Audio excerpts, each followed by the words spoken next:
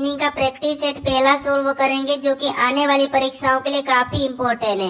यदि आप किसी भी परीक्षा की तैयारी कर रहे हो तो ये प्रैक्टिस सेट आपके लिए काफी इम्पोर्टेंट है, क्योंकि इस प्रैक्टिस सेट में जो प्रश्न पूछे गए हैं उसी टाइप के प्रश्न आपकी परीक्षाओं में पूछे जाएंगे। तो चलिए हम शुरू करते हैं प्रश्न 1 से। हमारा पहला प्रश्न दिया है, प्रश्न कह रहा है कि निम्नलिखित प्रश्न में लुप्त संख्या ज्ञात कीजिए।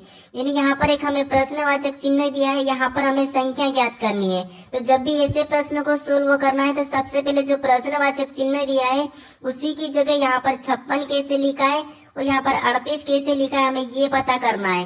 जिस तरीके से यहाँ पर 38 लिखा गया है और यहाँ पर 56 लिखा गया है, सेम उसी तरीके से यहाँ पर संख्या बताना है। तो सबसे पहले हम ये पता करेंगे कि यहाँ पर 38 कैसे लिखा गया है। ठीक है, तो देखिए यहाँ पर हमें साइड में संख्या लिखी है, यहाँ पर 4, 6 और यहाँ पर 9। ठीक है, अगर हम इस सभी को आपस में जोड़ देते हैं, ठीक है, अगर हम सभी को आपस में जोड़ देते तो 4 और 6 10 और 10 में 9 को जोड़ेंगे तो 19, यानी कि सभी को जोड़ने पर यहाँ पर कितना हो रहा है, 19 हो रहे हैं। लेकिन यहाँ पर 38 दिया है। ठीक है, यानी अगर हम यहाँ पर 19 का 2 गुना कर देते हैं तो 19 का 2 गुना कितना होता है, 38 होता है। ठीक है, अब 38 यहाँ पर दिया है। अब इसी तरीके से क्या करेंगे, यहाँ पर भी 8 में 9 को जोड़ेंगे। ठीक है, तो 8 में 9 को जोड़ेंगे तो 17 और 17 में 11 को जोड़ेंगे तो यहाँ पर 28 हो जाएंगे। ठीक है, और 28 का भी क्या करना है, हमें 2 गुना करना है। तो 28 का 2 गुना कितना होता है, तो 28 का 2 गुना होता है 56। ठीक है, कितना होता है, 56 और 56 यहाँ पर दिया है। ठीक है, जिस तरीके से यहाँ पर आपस की संख्या को जोड़ के 2 गुना करा है, हम भी यहाँ पर आपस की संख्या को जोड़ेंगे और 2 गुना करेंगे। ठीक है, तो 12 में 13 को जोड़ेंगे तो यहाँ पर कितने हो जाएंगे, 25 और 25 में 11 को जोड़ देंगे तो यहाँ पर हमारे कितने हो जाएंगे, 36 हो जाएंगे। ठीक है, और 36 का भी हम क्या करेंगे, 2 गुना करेंगे। तो 36 का 2 गुना कितना होता है, तो 36 का 2 गुना होता है 72, यानी कि 72। तो जो प्रश्नवाचक चिन्ह है यहाँ पर क्या आएगा, 72 आएगा। ठीक है, तो ऑप्शन में देखिए 72 हमें ऑप्शन नंबर ए में दिया है, तो ऑप्शन नंबर ए हमारा इस प्रश्न का सही जवाब होगा। ठीक है, अब चलिए हम बढ़ते हैं प्रश्न 2 पे। अब दूसरे नंबर का प्रश्न दिया है, प्रश्न कह रहा है कि नीचे दिए गए विकल्पों में से संबंधित शब्दों को चुनिए। यहाँ पर जैसे पैमाना का संबंध लंबाई से है तो हमें यहाँ पर सिस्मोग्राफ का बताना है। ठीक है, तो ऐसे प्रश्नों को कैसे सोल्व करते हैं समझिए।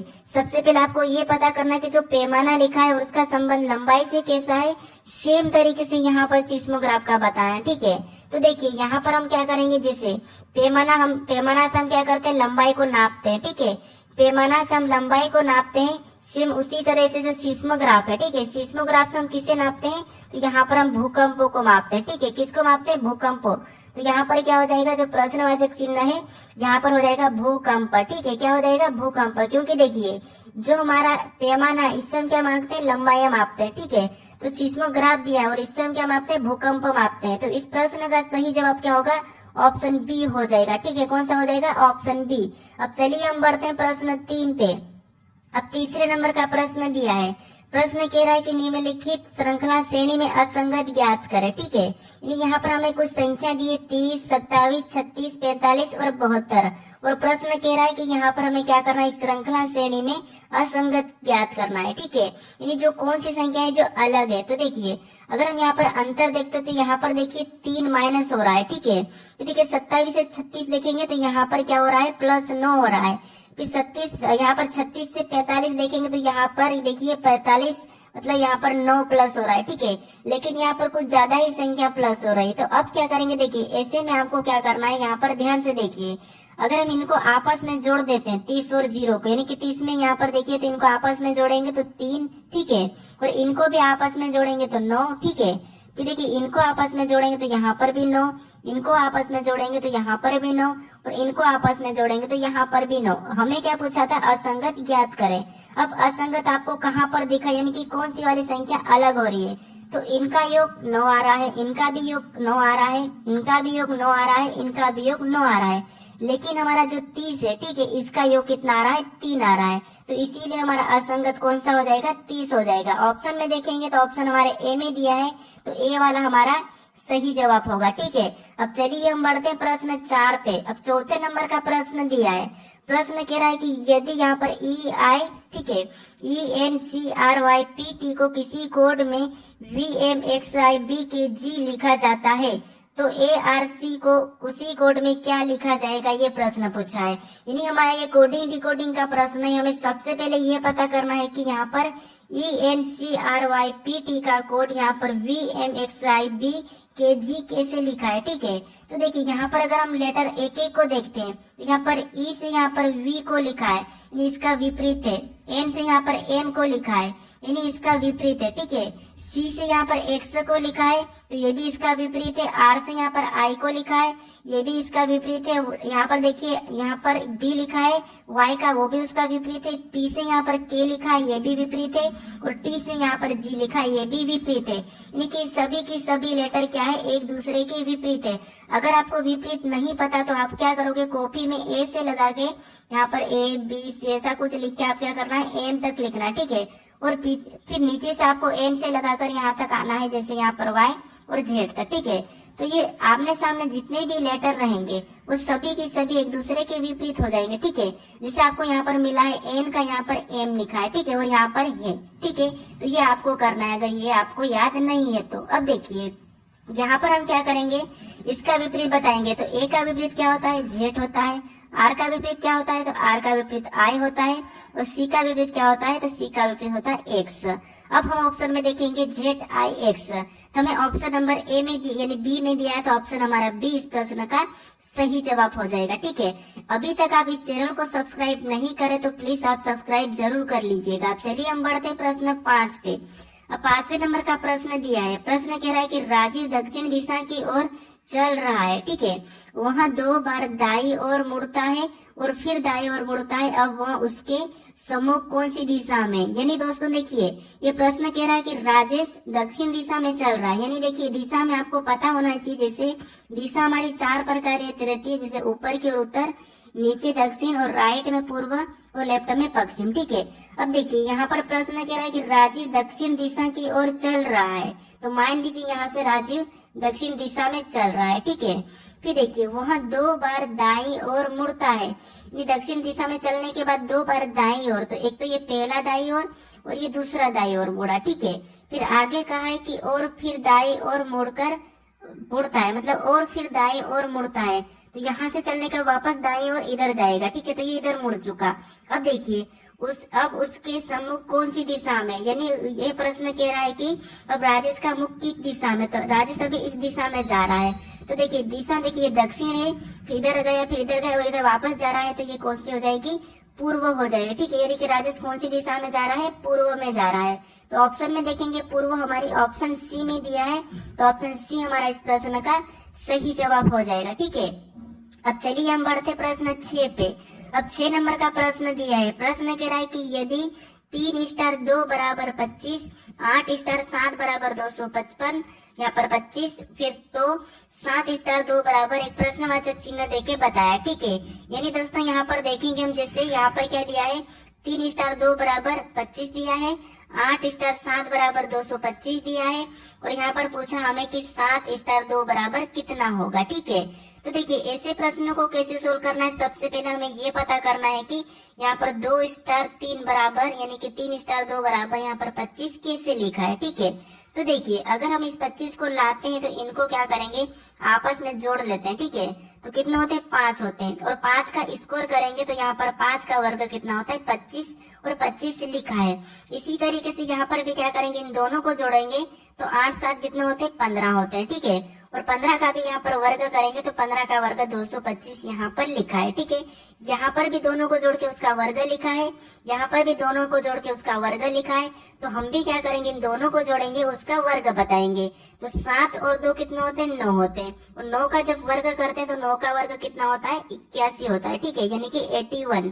तो जो प्रश्नवाचक चिन्ह दिया है यहाँ पर 81 होगा। ऑप्शन में देखेंगे 81, तो हमें ऑप्शन नंबर डी में देखने को मिला है, तो ऑप्शन डी हमारा इस प्रश्न का सही जवाब हो जाएगा, ठीक है। अब चलिए हम बढ़ते हैं प्रश्न 7 पे। अब 7वें नंबर का प्रश्न दिया है। प्रश्न कह रहा है कि नीचे दी गई श्रृंखला श्रेणी ज्ञात करें, यानी हमें यहाँ पर कुछ संख्या, यानी कि यहाँ पर हमें श्रृंखला श्रेणी दी है, ठीक है, अक्षर की, तो हमें इसे ही ज्ञात करना है। तो देखिए यहाँ पर क्या करना है, जब भी आपको ऐसे प्रश्न मिले हैं परीक्षा में तो आपको करना है एक एक लेटर को देखना है। जैसे यहाँ पर बी के बाद क्या लिखा है, सी, सी के बाद डी, तो अगला क्या आएगा, एफ आएगा, ठीक है, क्या आएगा, एफ। अब देखिए यहाँ पर सी के बाद क्या लिखा है, डी, फिर यहाँ पर ई, तो अगला क्या आएगा, एफ आएगा, ठीक है, अगला क्या आएगा, एफ आएगा। अब और भी देखेंगे तो और देखिए यहाँ पर जैसे ये एप के बाद क्या लिखा है जी, जी के बाद एच, तो अगला क्या आ जाएगा आई आ जाएगा। ठीक है, अगला क्या आ जाएगा आई। अब ऑप्शन में देखेंगे हम कि एप, ठीक है, एप फिर आई, एप एप आई ऑप्शन में देखेंगे तो ऑप्शन हमें यहाँ पर देखिए ऑप्शन ए में मिला है, तो ऑप्शन ए हमारा यहाँ पर सही होगा। आप मुझे कमेंट करके जरूर बताएं कि आपको प्रश्न समझ में नहीं आ रहे या आ रहे हैं। ठीक है, अब चलिए हम बढ़ते हैं प्रश्न 8 पे। अब 8वें नंबर का प्रश्न दिया है। प्रश्न कह रहा है कि यदि सितंबर का कोट 55 यानी कि सितंबर का मान 55 है और जनवरी का मान 42 है, दिसंबर का मान यहाँ पर 48 है, तो हमें अगस्त का मान क्या होगा ये पूछा है। ठीक है, तो देखिए दोस्तों, आपको यहाँ पर ये प्रश्न कठिन लग रहा होगा, लेकिन यहाँ पर ध्यान से देखिए, जब भी आपको ऐसे प्रश्न मिले यानी कि ये हमें क्या दिया है सितंबर और यहाँ पर लिखा है 54, अगर हम इनके अंकों के नंबर का योग करेंगे तो हमारे पास 54 से ज्यादा आएंगे। ठीक है, तो अब क्या करेंगे देखिए, जैसे यहाँ पर हम क्या करेंगे, यहाँ पर अक्षर उनको गिनेंगे, सितंबर के अक्षर को गिनेंगे। जैसे यहाँ पर देखिए 1 2 3 4 5 6 7 8 9, यहाँ पर कितने हैं 9 है। ठीक है, कितने हैं 9 है। अब देखिए हमें क्या यहाँ पर दिया है 54 दिया है, अगर हम 9 का 6 के साथ गुणा करते हैं तो यहाँ पर कितना होता है 9 छिंग 54। ठीक है, कितना होते हैं 9 छिंग 54। अब देखिए यहाँ पर 54 दिया है, सेम तरीके से हम जनवरी का गिनेंगे, जैसे 1 2 3 4 5 6 7, यहाँ पर क्या दिया है 7 दिया है, और 7 को भी अगर 6 गुना करते हैं तो 7 का 6 यानी कि 7 छंग 42। ठीक है, और 42 भी यहाँ पर जनवरी का कोड दिया है। सेम तरीके से पता करेंगे दिसंबर का, तो दिसंबर में गिनेंगे 1 2 3 4 5 6 7 8, यहाँ पर कितने 8 है, और 8 का भी क्या करके देखते हैं हम 6 गुना करके देखते हैं, तो 8 से जो कितने होते हैं 48 होते हैं। ठीक है, और 48 भी यहाँ पर दिया है। अब आपको यहाँ पर पता चला होगा कि इनके अक्षरों को गिन के उनका 6 गुना करना है। जैसे यहाँ पर गिनेंगे 1 2 3 4 5 6, यानी अगस्त में कितने अक्षर है 6, तो यहाँ पर 6 करेंगे और 6 का 6 गुना कर देंगे, तो 6 का 6 गुना कितना होता है 36 होता है। ठीक है, तो जो अगस्त का कोड वो क्या होगा 36 होगा। ऑप्शन में देखिए 36 हमें ऑप्शन नंबर डी में मिला है, तो ऑप्शन नंबर डी हमारे इस प्रश्न का सही जवाब होगा। ठीक है, अब चलिए हम बढ़ते हैं प्रश्न 9 पे। अब 9वें नंबर का प्रश्न दिया है। प्रश्न कह रहा है कि निम्नलिखित प्रश्न आकृति का XY रेखा प्रतिबिंब बताइए। यानी दोस्तों इस आकृति का प्रतिबिंब इधर साइड कैसा बनेगा ये हमें पूछा है। ठीक है, तो देखिए यहाँ पर क्या करना है, हमें सबसे पहले ऐसी आकृति मिले तो हमें किसी एक अक्षर को लेके चलना है। जैसे यहाँ पर हम मान लेते हैं जेड को लेते हैं। ठीक है, तो जेड इधर आके कैसा बनेगा, ऐसा उल्टा बन जाएगा। ठीक है, तो हमें उल्टा जेड देखना है, तो यहाँ पर तो एन दिया है, मतलब ऑप्शन ए नहीं होगा। यहाँ पर भी एन दिया है उल्टा, तो ये भी नहीं होगा। यहाँ पर जेड हमारा सीधा दिया है, तो ये भी नहीं होगा। हमें उल्टा जेड सिर्फ कहाँ पर दिया है, तो देखिए यहाँ पर दिया है। ठीक है, क्योंकि तो ये भी तो हमारा सीधा ही जेड है, यहाँ पर भी सीधा है और ये उल्टा एन है, तो हमें ऑप्शन नंबर कहाँ पर मिला है, डी में मिला है, तो ऑप्शन डी हमारा यहाँ पर सही होगा। ठीक है, इस तरीके से अगर प्रश्न को सोल्व करोगे तो आप कुछ ही सेकंड में सोल्व कर लोगे। अब चलिए हम बढ़ते हैं प्रश्न 10 पे। अब 10वें नंबर का प्रश्न दिया है। प्रश्न कह रहा है कि निम्न आकृति में वृत्तों की संख्या ज्ञात कीजिए। यानी हमें यहाँ पर क्या करना है, वृत्तों की संख्या गिन के बताना है। भले ही प्रश्न आसान है लेकिन फिर भी हमें ध्यान से गिनना चाहिए। जैसे यहाँ पर देखिए गिनेंगे तो 1 फिर 2 3 4 5 6 और ये बड़ा 7। ठीक है, फिर 8 9 10 11 12 13 फिर 14 15 16 17 18 19, यहाँ पर टोटल गिनने पर कितने हो रहे हैं 19 हो रहे हैं। ठीक है, तो यहाँ पर 19 हम ऑप्शन में देखेंगे तो 19 हमारा ऑप्शन नंबर ए में दिया है, तो ऑप्शन ए हमारा यहाँ पर सही जवाब हो जाएगा। ठीक है, तो आपको क्या करना था, यहाँ पर वृत्तों की संख्या गोल वाली संख्या गिन के बताना था। अब चलिए हम बढ़ते हैं प्रश्न 11 पे। अब 11 नंबर का प्रश्न दिया है। प्रश्न कह रहा है कि BAB का संबंध CEC से तो DID का संबंध बताना। ठीक है, तो इस प्रश्न का आपको सही जवाब क्या है ये मुझे कमेंट करके बताना। ठीक है, तो आज का ये होमवर्क है। ठीक है, तो आप मुझे इसका सही जवाब क्या है कमेंट करके जरूर बताएं। ठीक है, चलिए अभी तक आप इस चैनल को सब्सक्राइब नहीं करे हो तो प्लीज सब्सक्राइब जरूर कर लीजिए दोस्तों, क्योंकि आप वीडियो देख लेते हो लेकिन सब्सक्राइब नहीं करते हो, तो सब्सक्राइब जरूर कर लीजिए, वीडियो को शेयर भी जरूर कर दीजिएगा। ठीक है, और अभी तक लाइक नहीं किया तो लाइक भी जरूर कर ले ताकि हमें भी कुछ मोटिवेट मिले। ठीक है, तो आप बताइए कि इसका सही जवाब क्या है जो प्रश्नवाचक चिन्ह है यानी कि DID का संबंध किससे। ठीक है, चलिए हम मिलते हैं नेक्स्ट वीडियो।